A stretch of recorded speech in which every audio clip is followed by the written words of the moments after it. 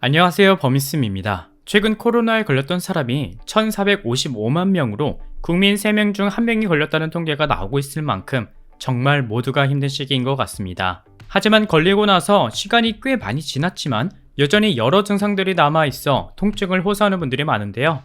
대표적인 후유증으로 피로감이나 흉통, 후각상실, 미각상실, 기침이나 가래 같은 증상이 발생하지만 사람마다 증상이 모두 다르기 때문에 일반 감기약에 의존하거나 대수롭지 않게 넘기는 사람도 많다고 합니다. 특히 잦은 기침으로 인해서 현재 고통을 호소하는 분들도 계시는데, 그럼 자가격리 기간도 지났는데 왜 기침과 가래, 인후통 같은 증상은 남아있는 걸까요?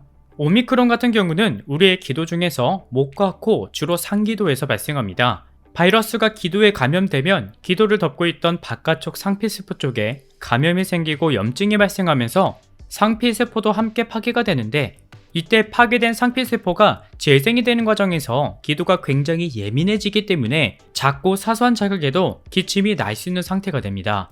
보통 3주에서 8주까지도 지속될 수 있지만 사실 특별한 치료가 필요하지 않고 시간이 지나면 자연스럽게 치료가 되는데, 증상이 심한 분들은 약을 먹어서 통증을 줄이고 있을 거예요.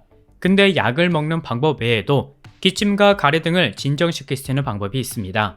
첫 번째는 아몬드와 같은 견과류를 섭취하는 건데요.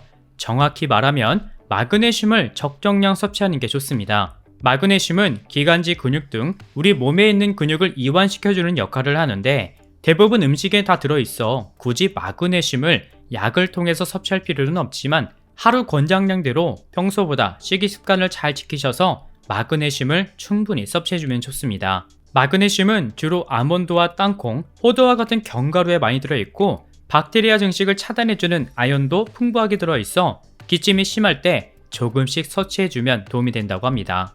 두 번째는 따뜻한 물만 꾸준히 마셔도 증상을 완화시킬 수 있습니다. 우리가 따뜻한 물을 수시로 마시면 기도가 촉촉해지면서 기침이 줄고 가래 배출도 잘 되게 됩니다. 하지만 물만 마시기 힘든 분들은 생강차를 마시는 것도 도움이 되는데요. 생강에는 기침을 진정시켜주는 성분이 들어있어 잦은 기침이 있을 때도 생강차를 마셔도 도움이 되고요. 특히 기관지에 좋은 무즙꿀차를 만들어 드시면 인후통 완화에 큰 효과를 볼 수 있습니다. 무에는 목의 염증을 치료하는 시니그린 성분이 풍부해서 기관지 내 점막을 보호하고 묵은 가래와 인후통, 만성 기침까지 없애는 데 효과가 크다고 하니까 가래와 기침이 심한 분들은 참고해주세요. 반대로 커피나 녹차처럼 카페인이 많이 들어간 음료는 가급적 피하는 게 좋은데요. 왜냐면 커피와 녹차, 홍차 등의 음료는 아무리 많이 마셔도 카페인 때문에 이뇨작용이 원활해져서 소변으로 수분을 많이 배출할 수 있기 때문에 오히려 기관지가 더 건조할 수 있어 피하는 게 좋다고 합니다. 세 번째는 소금의 섭취를 줄이는 것도 큰 도움이 되는데요. 정확히 말하면 소금을 포함한 여러 나트륨의 섭취를 줄이는 게 가장 좋다고 해요. 아무래도 나트륨을 과하게 먹게 되면 기관지의 근육을 조절하는 성분인 카테코라민 호르몬을 감소시켜 기관지의 근육이 수축되고 기침이 더 심해질 수 있기 때문에 우리가 음식으로 섭취하는 나트륨을 줄여줘야 하는데요.